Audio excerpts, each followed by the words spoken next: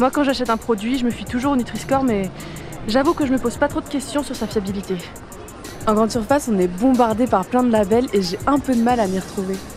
Pour moi, les labels présents sur nos produits sont un gage de qualité, donc j'y vais les yeux fermés. Dans les rayons des supermarchés, les emballages de nos produits alimentaires ou d'hygiène sont surchargés d'informations. Nutri-Score, Cosmebio, Label Rouge, AOC, AOP, IGP, Cruelty Free, Vegan, 100% naturel, HVE, Origine France, éthique.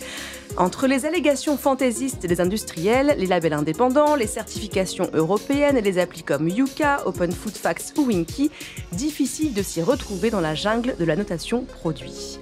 Alors comment rendre plus cohérent, lisible et transparente ces informations? Qui se cache derrière certains labels? Comment fonctionne le Nutri-Score et quelles sont ses limites? Avec moi pour répondre à toutes ces questions, Julia Terpman-Perrault, bonjour. Bonjour Nora. Vous êtes responsable plaidoyer, partenariat et coopération pour Planet Score. Qu'est-ce que c'est rapidement le Planet Score? Alors Planet Score, c'est un dispositif d'affichage environnemental destiné à l'ensemble des acteurs de la chaîne agroalimentaire, donc du producteur au distributeur en passant par le fabricant et les marques, qui a un double objectif. Donc il vise à informer à la fois le consommateur sur la valeur environnementale des produits qu'il achète et qu'il consomme, et également qui vise à rendre visibles les démarches de progrès et les marges d'amélioration pour l'ensemble des acteurs de la chaîne agroalimentaire. Merci. À nos côtés aussi Emmanuel Joie. Bonjour Emmanuel. Bonjour Nora. Vous êtes chargé de recherche et développement chez Biocop. Alors, je le disais en intro, on a aujourd'hui dans les rayons des supermarchés une démultiplication d'informations affichées sur les emballages. Est-ce que c'est une véritable demande de la part des consommateurs et consommatrices ou bien est-ce que c'est un peu un coup marketing pour industriels et grandes distributions, Julia? Alors c'est vrai que historiquement, avec tous les scandales qu'il y a eu au niveau agroalimentaire, il y a un fort besoin de renouer avec la confiance de la part des consommateurs. Dans les études qu'on peut faire, le taux de confiance envers les acteurs de la grande distribution et également même des pouvoirs publics est très faible. On est autour de 30%. Donc ce qui est vraiment un score très bas. Et aujourd'hui, en fait, c'est vrai qu'on se rend compte qu'il existe pléthore de labels, pléthore d'informations, de discours marketing sur les produits qui peuvent un peu rendre l'information difficilement accessible. Et le consommateur peine à s'y retrouver. Un peu dilué aussi, finalement. Tout à fait. Et donc, du coup, on se rend compte qu'il y en a un besoin d'informations homogènes, puisqu'aujourd'hui, en fait, la seule information homogène qui existe, c'est le prix. Et ça peut conduire notamment à des effets de distorsion concurrentielle. Je prends un exemple. On a un ketchup avec des tomates à 90% origine France, de la carotte de France et de la betterave de France pour remplacer le sucre. À côté, dans le rayon juste à côté, on a un même ketchup avec aucune information. Le consommateur, s'il voit 90% origine France, il va venir titiller la marque en disant d'où vient les 10% restants. Et le ketchup d'à côté, il va pas se poser la question. Donc on a même une prime au vice, en fait, aux acteurs qui n'affichent rien. Et donc tout ceci peut créer de la distorsion concurrentielle. Donc même les pratiques vertueuses peuvent se retourner finalement contre l'industriel. Exactement. D'accord. Tout à fait. Emmanuel, sur cette demande de transparence ou ce coût marketing, qu'est-ce que vous en pensez, vous? Les données que demande le consommateur ne sont pas en adéquation avec les exigences réglementaires et d'étiquetage des produits. C'est ce qui fait une distorsion entre une attente d'information au niveau des étiquettes et ce que les industriels doivent obligatoirement étiqueter. Et donc, en fait, les applications et ces outils permettent d'essayer de faire rencontrer ces deux demandes et ces deux besoins. Donc en fait, les applis, elles compenseraient cette démultiplication, cette dilution, elles simplifieraient aussi? Leur objectif, c'est de permettre de trouver le langage, qu'attend le consommateur. Le consommateur pose des questions simples: «Est-ce que je dois bien manger? Comment bien manger? Comment être en bonne santé? Est-ce que ce produit est dangereux pour moi?» Et permet en fait, au niveau réglementaire, en fait, on donne des informations, des tableaux d'indications nutritionnelles, des, phrases de risque sur notamment les lessives ou des listes INCI, des listes, de composition d'ingrédients en cosmétiques qui sont très techniques et que le consommateur ne comprend pas. Et donc ces outils permettent de traduire ces exigences réglementaires. Mais alors que ce besoin de transparence qu'on évoquait, qui est né d'une forme de méfiance vis-à-vis des industriels de l'agroalimentaire, que ça passe par une profusion et que ça puisse mener à une forme de confusion, c'est presque contre-productif, pardon Julia. Tout à fait. Et d'ailleurs, c'est pour ça qu'il y a un collectif qui s'est créé il y a 2 ans maintenant. Le collectif En Vérité, c'est un collectif d'acteurs agroalimentaires qui visent à homogénéiser en fait les informations données pour répondre en fait à 3 questions, simples que peut se poser le consommateur comme l'indiquait, Emmanuel. Le consommateur quand il achète notamment un produit alimentaire, il veut savoir si c'est bon pour sa santé, d'où ça vient et comment ça a été fait, par qui ça a été fait. Aujourd'hui, c'est impossible d'avoir cette information de manière claire sur les emballages. Quand on achète un produit, on le disait en introduction, il y a beaucoup d'informations disponibles et donc l'objectif, c'est de pouvoir donner accès aux consommateurs sur ces 3 critères clés, donc l'impact environnemental, la nutrition, y compris le niveau d'ultra-transformation et la présence d'additifs dangereux et l'origine des produits. On en reparlera, je pense, tout de suite même, dans quelques minutes, justement, du manque d'informations sur l'ultra-transformation, par exemple. Je voudrais qu'on fasse un focus sur le plus connu, justement, des étiquetages, le Nutri-Score, le fameux Nutri-Score, adopté depuis 2016 en France, qui évalue, je rappelle donc de A à E, du vert au rouge, en passant par le jaune et le orange, la valeur nutritionnelle d'un produit alimentaire. On le trouve pas qu'en France, on le trouve aussi dans d'autres pays européens, comme la Belgique, l'Espagne, l'Allemagne ou encore la Suisse. Bon alors, concrètement, parce qu'il y a quand même beaucoup de légendes urbaines autour du Nutri-Score, on ne le comprend pas forcément toujours. Concrètement, à quoi ça sert le Nutri-Score, Julia? Alors le Nutri-Score concrètement sert à indiquer, les produits qui sont gras, sucrés et salés. En fait, il permet de définir dans un langage simple, dans une note de A à E, la composition nutritionnelle d'un produit. Mais le Nutri-Score aujourd'hui, comme son nom ne l'indique pas, c'est un indicateur et pas un score. On ne peut pas réduire en fait l'alimentation à une simple notation, d'autant plus que le Nutri-Score aujourd'hui n'indique pas la qualité des ingrédients qui composent les aliments et les produits. On n'a pas d'informations sur le niveau de transformation et les industriels, par des jeux de passe-passe, peuvent rajouter des additifs ou des produits même dangereux pour pouvoir avoir une meilleure notation. Donc c'est un indicateur qui a le mérite d'exister pour simplifier la lecture de la composition nutritionnelle des produits aux yeux des consommateurs, mais c'est un indicateur qui doit être complété. Oui, en fait, on a l'impression que ça diabolise un peu des produits, qu'il y a un côté très binaire, très manichéen. Ça, c'est bon, ça, c'est pas bon. Et d'ailleurs, on a vu aussi des polémiques sur le fromage, qui est très, très mal noté, parce que, bah oui, le fromage, c'est très gras. Les huiles qui sont très mal notées, le beurre qui est très mal... Donc, les matières grasses végétales qui sont pas mauvaises en soi pour la santé. Exactement. Et c'est d'ailleurs un des problèmes du Nutri-Score, en fait, au-delà de permettre la comparaison des aliments entre eux. Oui, parce que, alors ça, c'est très important ce que vous venez de dire, quand même. Oui, Parce tout qu'on à dit fait. que c'est l'indicateur, mais il faut rappeler déjà qu'on compare les aliments entre eux. On compare des céréales avec des céréales, Tout on à fait. compare des jus de fruits avec des jus de fruits, on compare pas un jus de fruits et des frites, par exemple. Exactement. Donc c'est au sein de chacune des catégories, donc de permettre aux consommateurs de savoir quel est le meilleur produit en termes de qualité nutritionnelle. En revanche, ce qui est important également de rappeler, donc comme vous le disiez, aujourd'hui, donc tout ce qui est gras, le fromage, les huiles, etc., on en a besoin.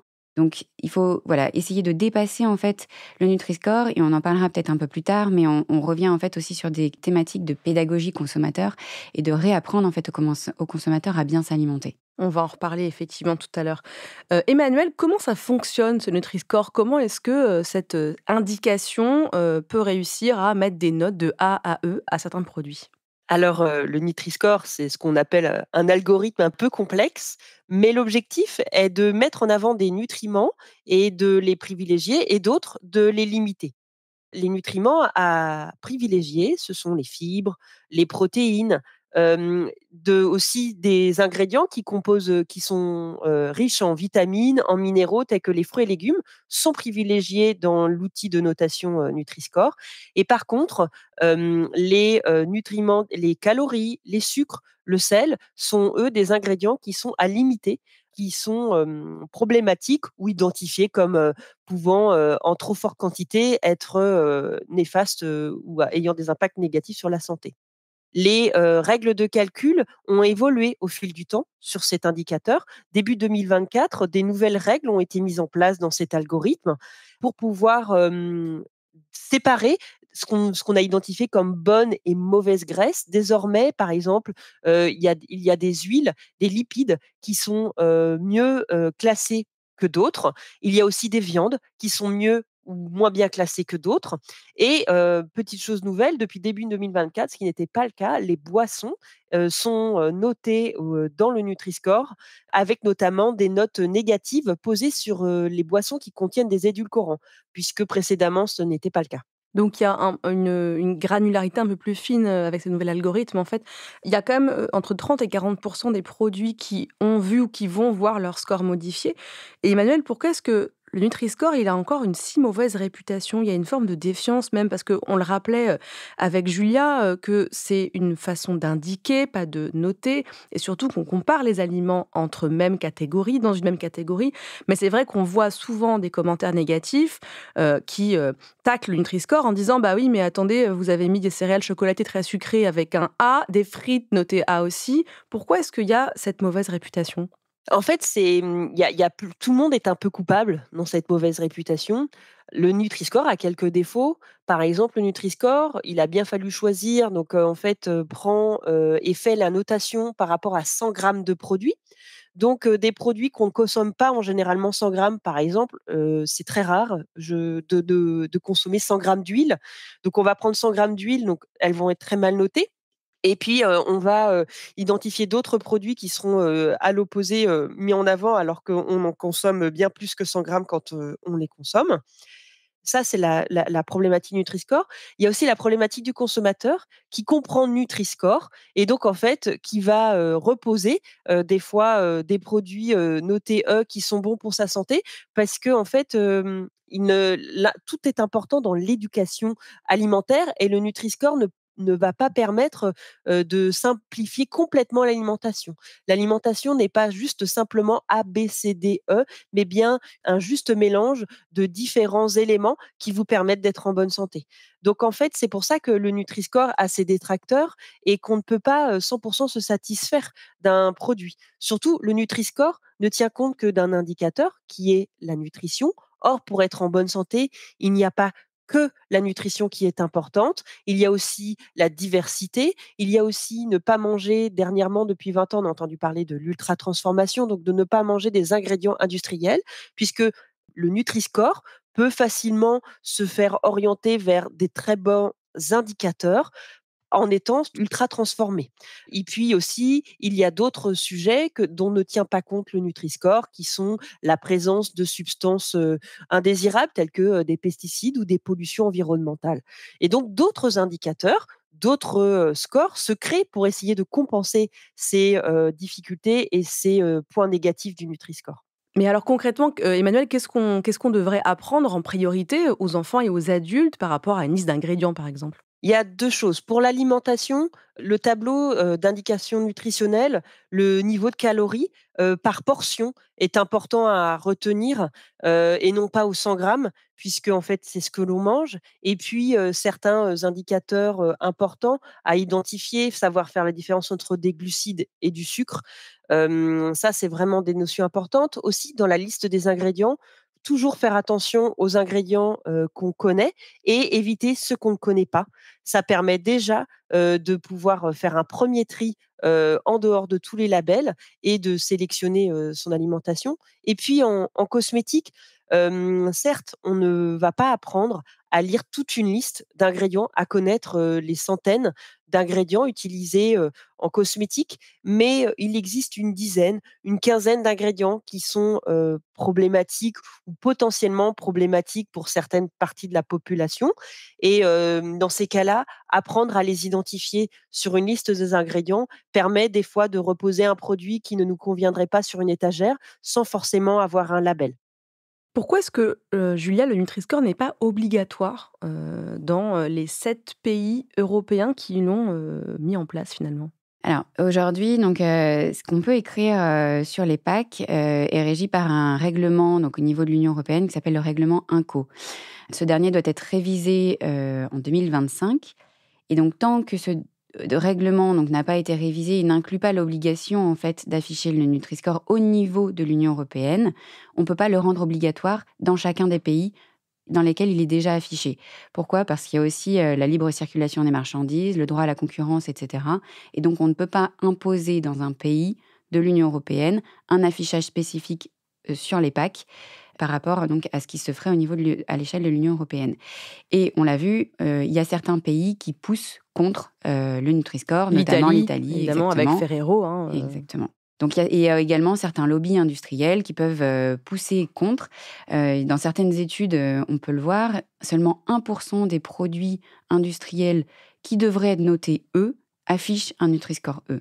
Ah oui, c'est très très peu. Très faible. On a l'impression, en France par exemple, que nos rayons sont quand même relativement bien lotis en termes de Nutri-Score, mais finalement, il y a encore beaucoup de Et manques. si vous regardez du coup dans les rayons biscuits, bonbons, etc., enfin tous les produits, on va dire, issus de la malbouffe, on est sur des niveaux d'affichage de Nutri-Score très très faibles. Pourtant, ça a un impact positif parce qu'on voit dans les enquêtes, études qui sont menées, on voit que l'affichage d'un Nutri-Score sur un emballage donne une bonne image à l'industriel qui le propose. Et on voit aussi que certains industriels, certaines marques qui ont refusé au début, mais vraiment qui ont fait de la résistance pour ne pas l'afficher, ont fini par l'afficher, ont vu leur vente augmenter. Ça, c'est vraiment statistique, quoi. Tout à fait. Et c'est d'ailleurs ce qui fait qu'aujourd'hui, on a quand même 60% des produits qui affichent le Nutri-Score, mais on a encore une marge de manœuvre qu'on arrivera peut-être à atteindre par la révision du règlement INCO dont je parlais tout à l'heure. Et je voudrais qu'on revienne aussi sur les infos qui manquent. Emmanuel a commencé à en parler. Julia, qu'est-ce qu'il faudrait pour vous pour compléter, ou en tout cas pour que le Nutri-Score aille encore plus loin sur le degré d'information?